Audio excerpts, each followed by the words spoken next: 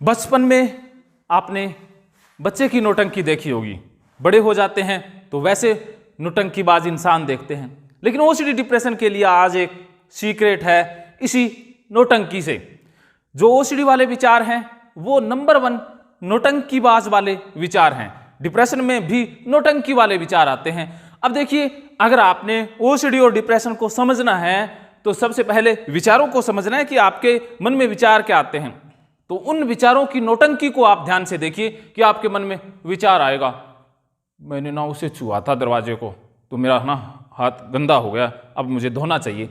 अब आप इस विचार के ऊपर हंसे कि देखिए कि ये कितना नौटंकीबाज विचार है। सिर्फ दरवाजे को छूने के बाद ही मुझे सिग्नल भेज रहा है कि हाथ गंदे हो गए, गंदगी फैल जाएगी, सब कुछ गंदा है। अगर कोई वॉशरूम में ज़्यादा टाइम लगाता है तो उसको अपने विचारों पर ध्यान देना चाहिए कि मेरे मन में देख मैं कहाँ नौटंकी वाले विचारों में उलझ रहा हूँ कि यहाँ से साफ नहीं हुआ, उस डिब्बे को साफ करो, इस फर्श को साफ करो।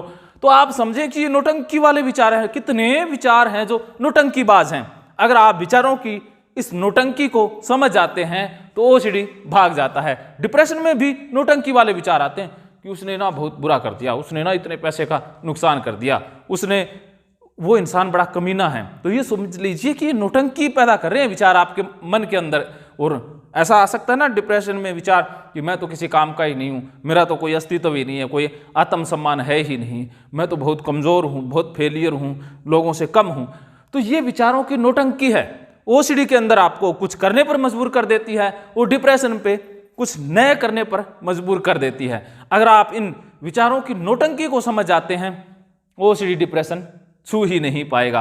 अगर आप विचारों की इस नौटंकी को समझ गए तो बल्ले बल्ले, नहीं समझे तो थल्ले थल्ले, फिर भी थल्ले थल्ले को बल्ले बल्ले में बदलने के लिए आप ऑनलाइन ऑफलाइन साइको गुरु टीम से बात कर सकते हैं। अगर आप साइको गुरु टीम से बात करते हैं, थल्ले थल्ले को बल्ले बल्ले में बदलना हमारी जिम्मेवारी है।